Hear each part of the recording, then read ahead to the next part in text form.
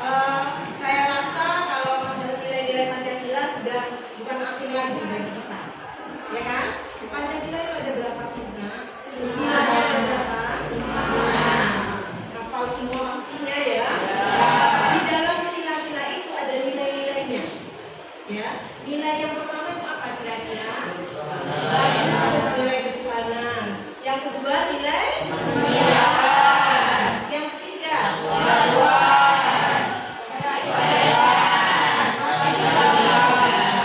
ya, itu nilai-nilai Pancasila. Terus apa relevansinya? Apa hubungannya dengan menjaga kesehatan remaja dan menghindari stunting?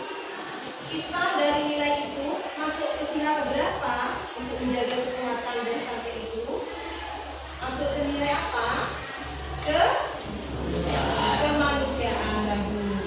Jadi nilai-nilai Pancasila, kenapa nilai-nilai Pancasila adalah relevansinya dengan kesehatan remaja, terutama diwujudkan dalam sila kedua dan sila ke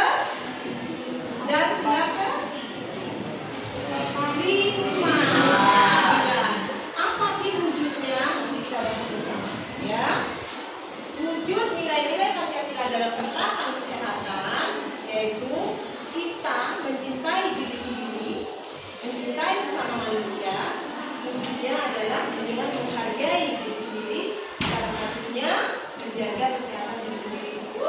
Diri sendiri dulu sebelum orang lain, ya. Wujud kecintaan kita terhadap diri sendiri yaitu menjaga kesehatan. Dengan menjaga kesehatan sesama. Nah, contohnya seperti apa Bu? Menjaga kesehatan diri sendiri. Tadi dengan sarapan itu, ya kan? Kamu bayangkan kalau ada sarapan pagi, apalagi upacara, apalagi mau belajar pelajaran sama hari, kalau ada sarapan dulu kan kelas, ya kan? Pengaruh nggak ke teman-temannya? Pengaruh menjaga kesehatan temannya. Kayak loyo tapi bentuk kelompok, nggak garap kalau kanan dulu, konjoli yang terganggu juga. Ayo kan biasanya garap nggak garap? Ya itu contoh kecil saja dari kesehatan, ya. Apalagi dalam konteks yang lebih paham. Relevansi itu apa sih? Hubungan, keterkaitan antara nilai-nilai Pancasila dengan kesehatan remaja dan menghindari stunting. Sekarang sejauh mana sih apa stunting itu? Apa sih stunting itu? Kamu tahu? Apa? Sejauh yang kamu tahu? Belum tahu? Oke. Sebelum masuk ke materi lebih lanjut tentang apa sih stunting itu dan apa sih keterkaitan dengan secara luas dengan nilai-nilai Pancasila, kita bentuk kelompok dulu, ya. Bentuk kelompok 5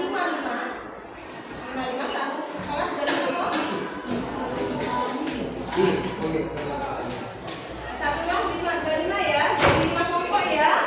Oke sudah bentuk kelompok sekarang. Setelah itu kita menyaksikan video tentang stunting dan cara menghindari, ya, cara menanggulanginya, ya. Sekarang bentuk kelompok dulu sudah. Satu kelompok 5. Oke.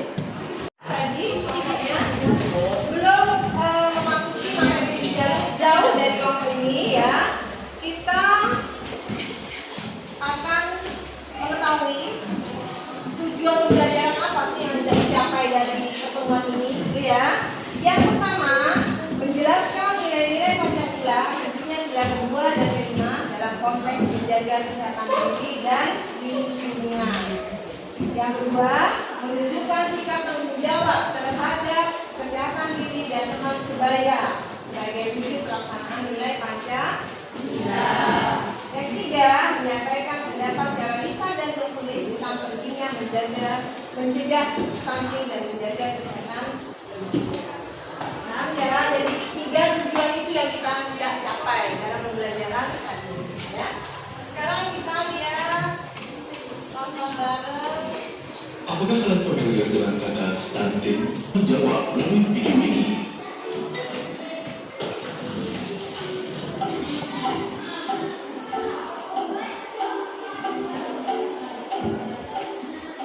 Menurut WHO, stunting adalah prosedur pendek atau saraf pendek berdasarkan panjang atau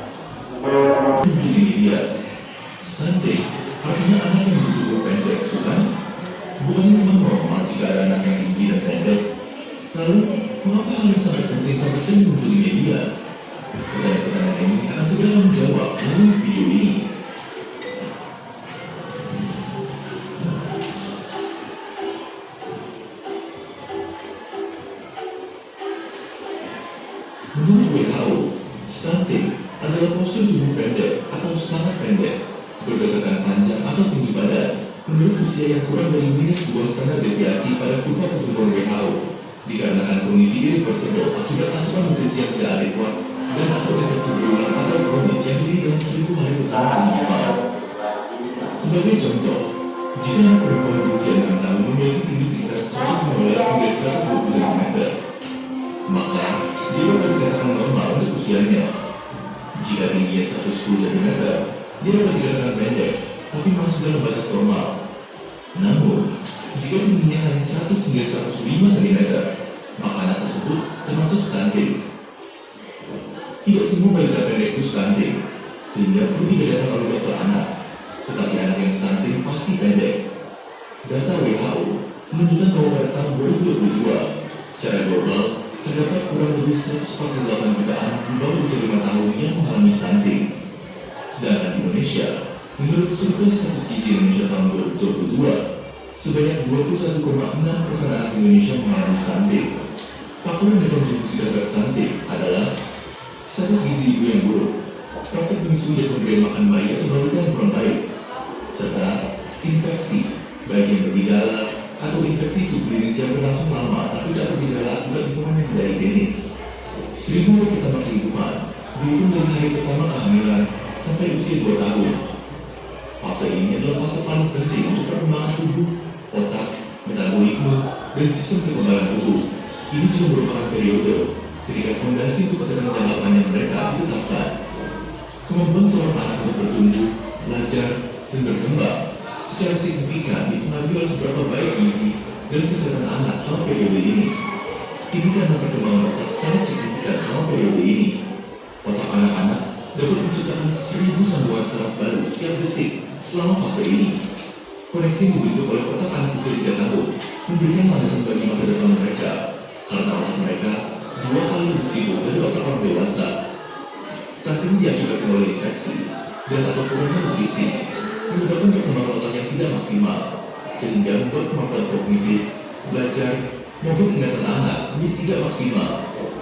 Selain itu, jika anak datang ke sekolah dalam keadaan sakit, sebagian besar energi serta nutrisi yang terbatas yang mereka miliki difokuskan untuk respon imun, sehingga di sekolah mereka menjadi tidak fokus.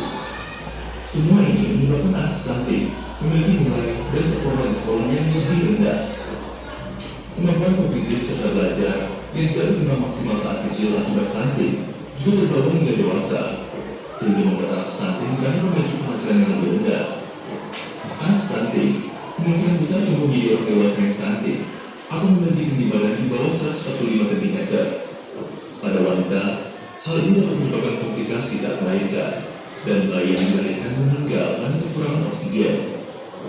Selain itu, karena kurang berkembangnya sistem imun, anak stunting jadi lebih gampang sakit. Anak stunting juga lebih berisiko mengalami penyakit kronis terkait nutrisi saat dewasa, seperti diabetes, hipertensi, dan obesitas. Sekian video kali ini. Apakah kalian masih memiliki pertanyaan mengenai stunting? Menurut kalian, pentingkah pemerintah memberikan anggaran besar untuk penanganan stunting? Tulis jawaban dan pendapat kalian di kolom komentar di bawah.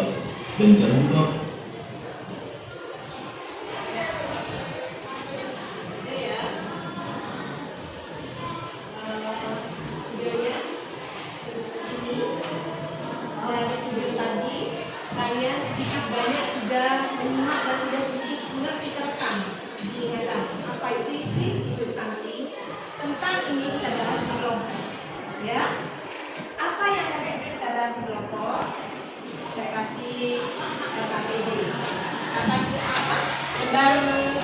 kerja.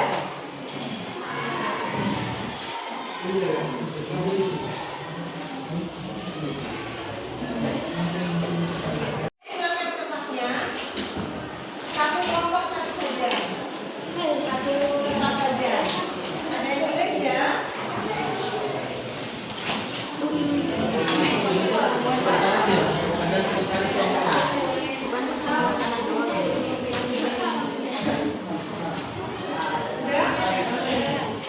Tulis nama kelompoknya nanti sama anggotanya.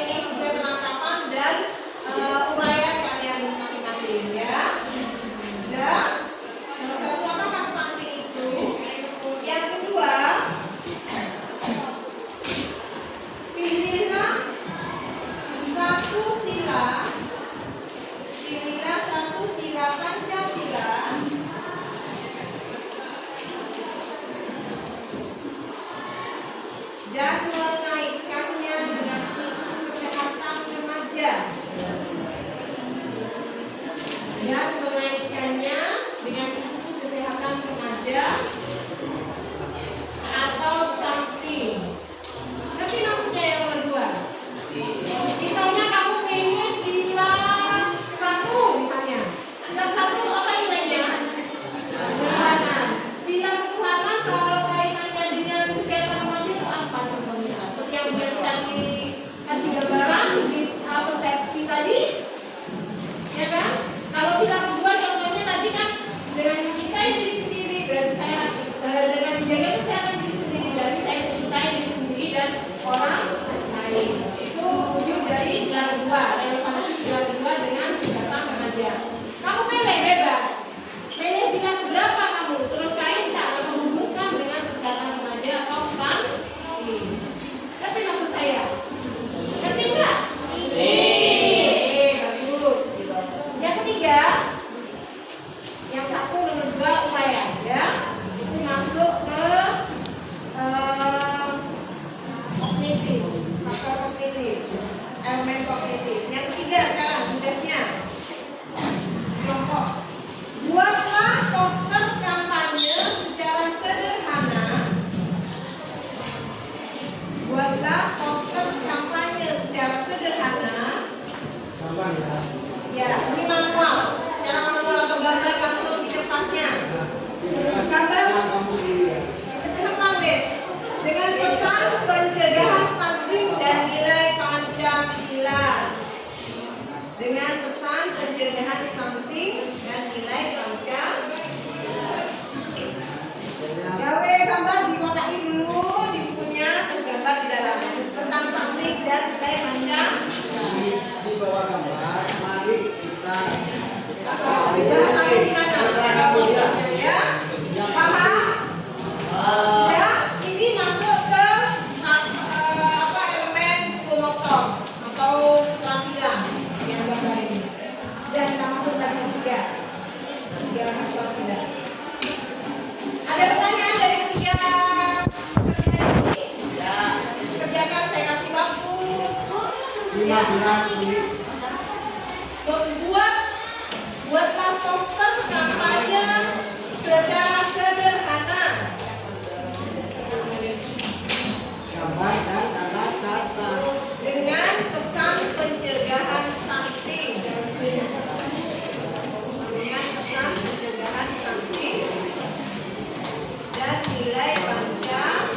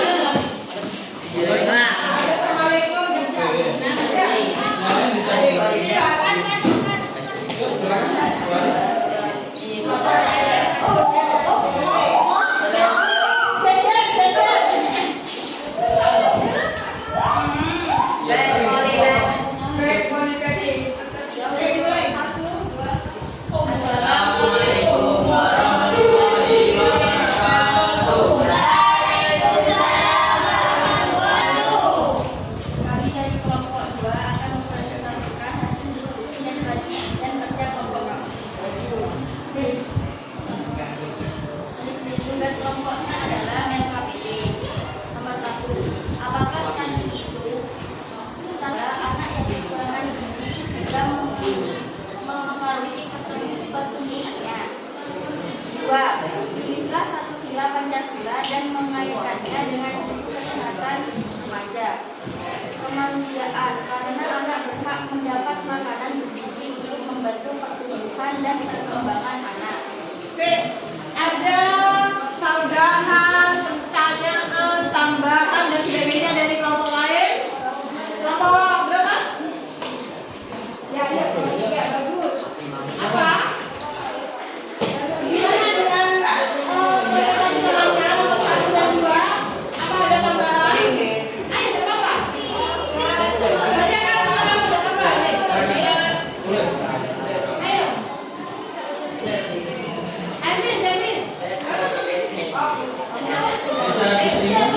Bisa diterima apa enggak? Bisa diterima ya? Yang lain gimana? Betul, sekali lagi nomor 1. Coba yang lain perhatikan. Apakah stunting adalah anak yang kekurangan gizi dan memengaruhi pertumbuhannya? Oke, yuk. Gimana? Dan kelompok lain, betul? Kasih aplaus buat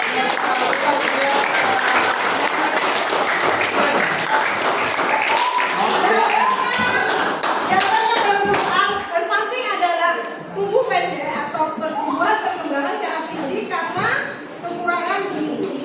Ya, betul, bagus. Nomor 2,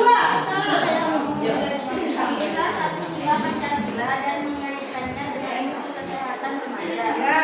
Kemanusiaan, karena anak berhak mendapat makanan bergizi untuk membantu pertumbuhan dan perkembangan anak. Bagus, katanya ada tambahan. Betul? Betul. Kemanusiaan yang adil dan beradab. Tiap anak mempunyai hak dan kewajiban. Kewajibannya apa? Menjaga kesehatan, ya kan? Haknya apa?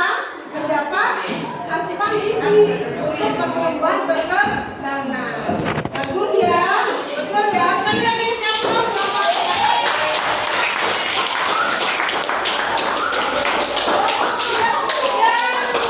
Subjektivitas guru untuk menilainya ya, tidak usah dibahas di presentasi ini ya. Ada pertanyaan?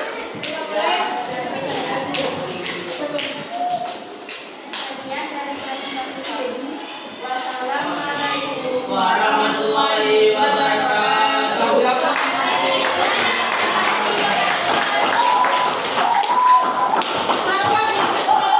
Kesimpulan dari pembelajaran hari ini adalah nilai